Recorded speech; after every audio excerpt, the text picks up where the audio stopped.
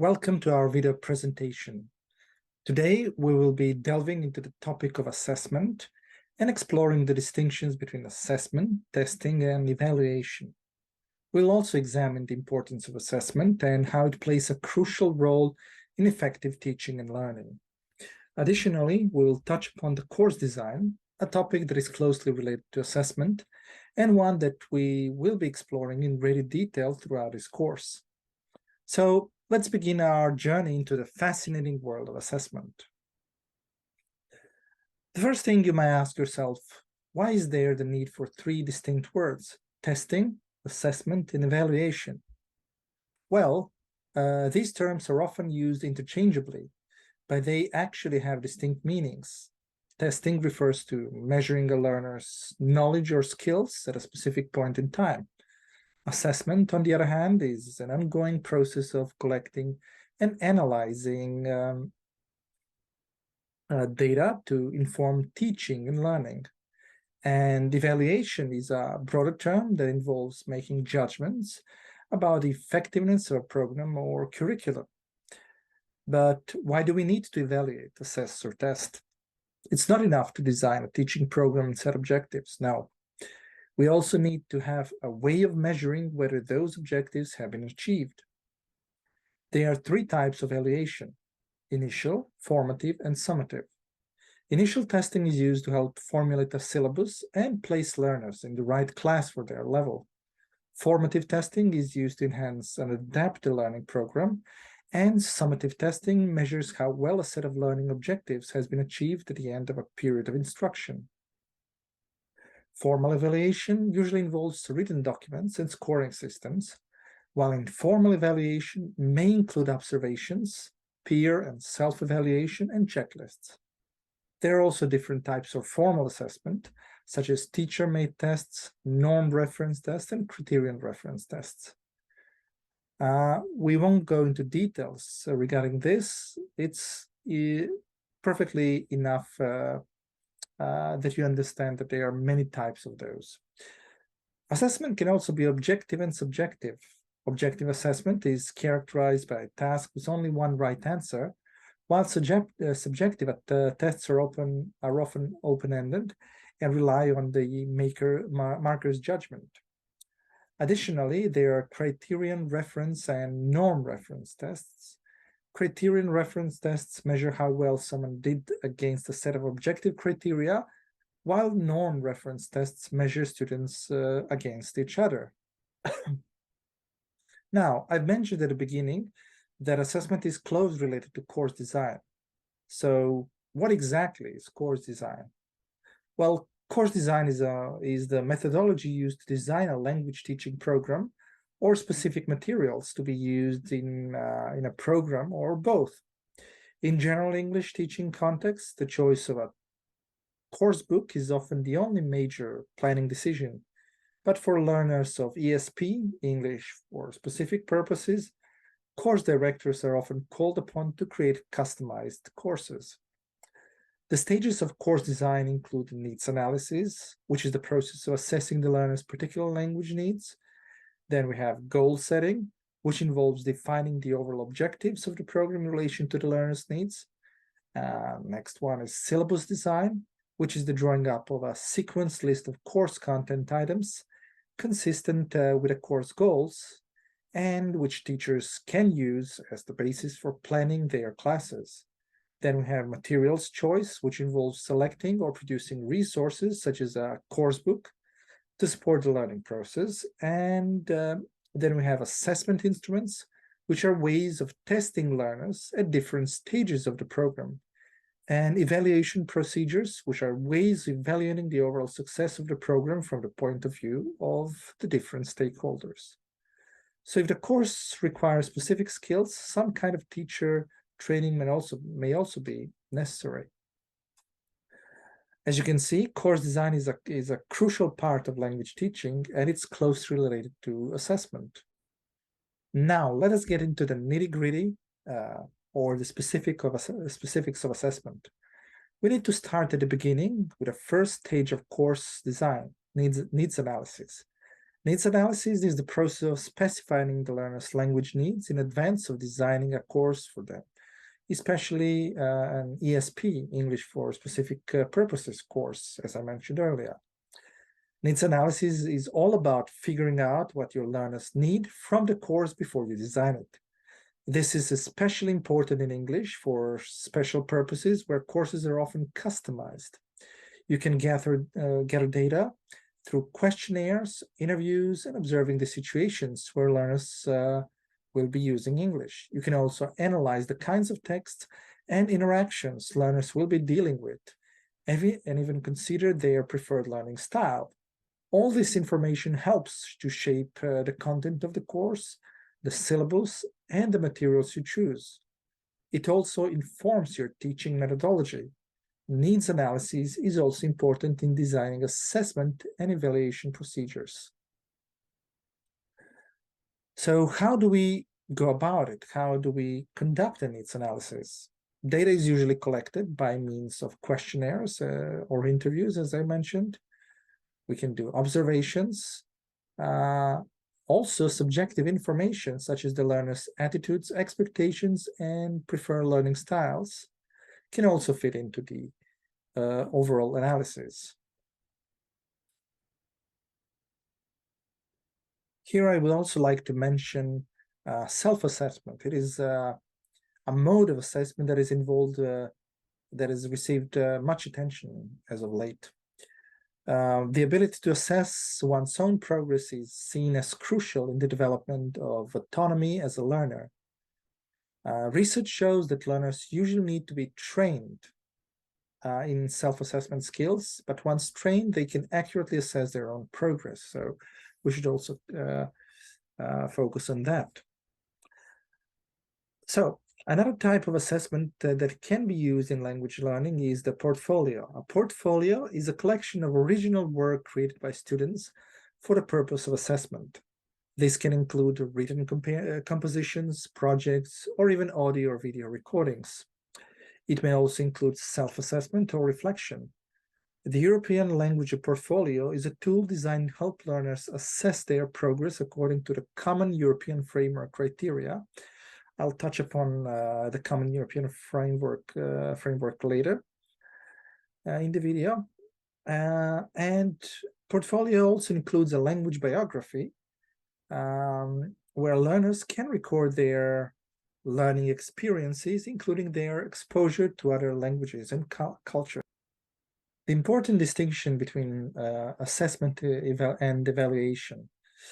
On the one hand, assessment may include informal procedures, such as those carried out by the teacher in the course of a lesson, a single lesson. Assessment may take place at certain key points in the course, such as halfway through and at the end of a course, or it may be ongoing, in which case it is known as continuous assessment. Evaluation, on the other hand, is concerned with evaluating the effectiveness of the overall course or program, rather than the progress of individual learners on it. Evaluation procedures involve the use of questionnaires and interviews of students, teachers, and administrations, for example. The observation of classes and the holding of meetings or focus groups can also be included. Now let's take a look at testing and examining. The first thing to get clear is the distinction between testing and examining. On the one hand, testing is either teacher or student-led, while examining is external third-party led. Testing has a pedagogic role, meaning to keep the student motivated, and examining has an assessment role to check somebody's knowledge. Testing could be either formal or informal, while examining is only formal. Testing is frequent, pretty frequent. You can have it several times throughout the course of a day, or throughout the course of a week, or even during the same lesson. While examining is usually long-winded, and it is also rare. And testing is finely targeted, so you can only test, for example, phrasal verbs, while examining is a scattered shot. Testing provides data for teachers and the students, while examining provides data for outsiders, meaning, for example, the IELTS test provides results which prove that you have a certain level of English. Testing is evaluated while examining is marked. Testing can be open-ended, so you have open-ended questions, while examining has closed questions. So there are only several solutions and often only one solution to or answer to the question. Testing is free while examining costs.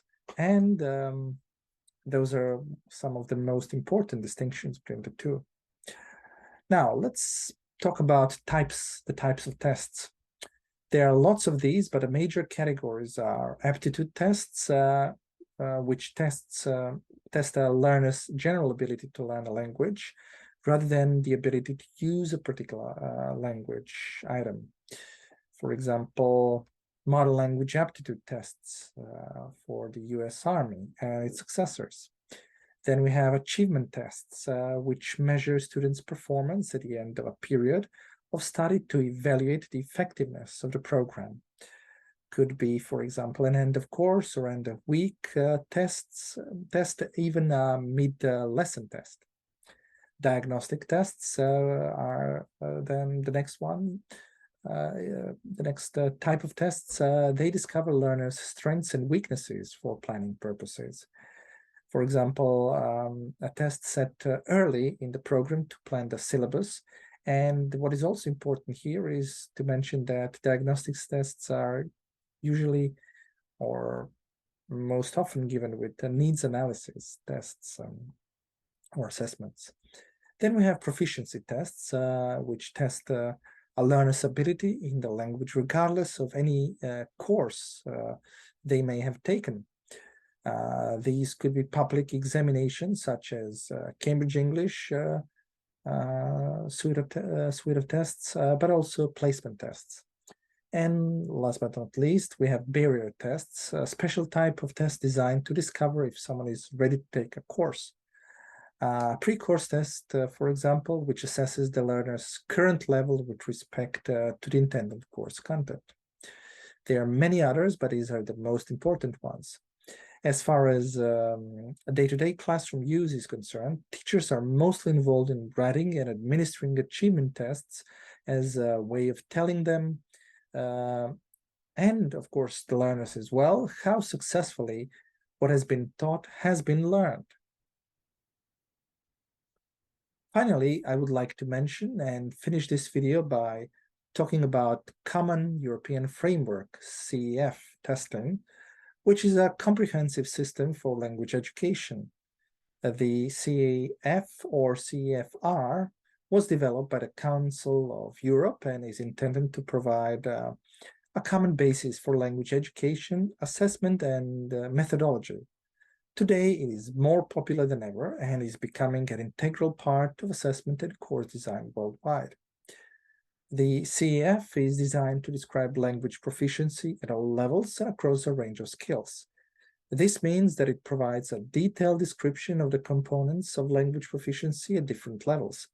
For example, an advanced learner's proficiency can be described in great detail. Another important aspect of the CEF is that it promotes the concept of plurilingualism. This means that it encourages learners to become proficient in more than one language. The CEF also gives impetus to different examining bodies to compare and align their proficiency measures. For instance, the CEF levels correlate with those of the Association of Language Testers of Europe and Cambridge ESOL.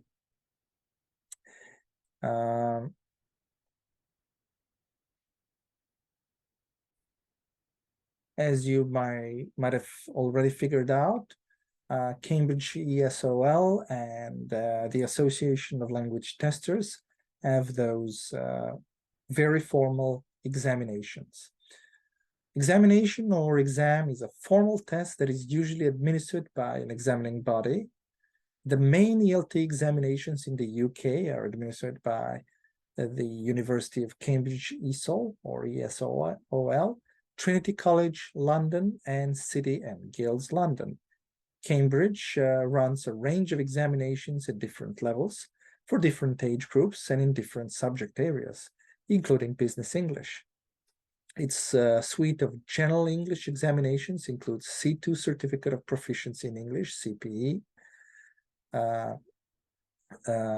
Then we have Certificate in Advanced English, CAE, B2 First Certificate in English, FCE, B1 Preliminary English Test, PET, and A2 Key English Test, KAT.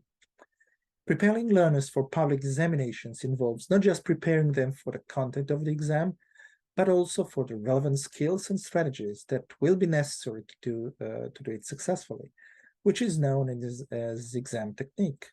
This will in turn assume familiarity with the different examination rubrics, that is to say, the ways that tasks are worded and laid out. Practice doing mock exams is one obvious way of preparing for the real thing.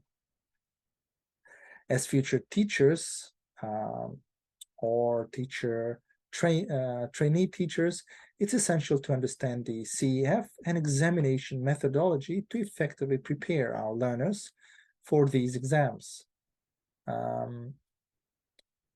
So we've come to the end of our today's video. Thank you for joining me on this brief exploration of assessment, testing, and evaluation, and of course, course design. I hope that you have gained valuable insights into the crucial role of assessment in effective teaching and learning. As you continue on your journey as a trainee teacher, I encourage you to keep these ideas in mind and to embrace the exciting challenges that lie ahead. Remember, assessment is not just about measuring outcomes, but about creating opportunities for growth and development. Thank you and have a great day.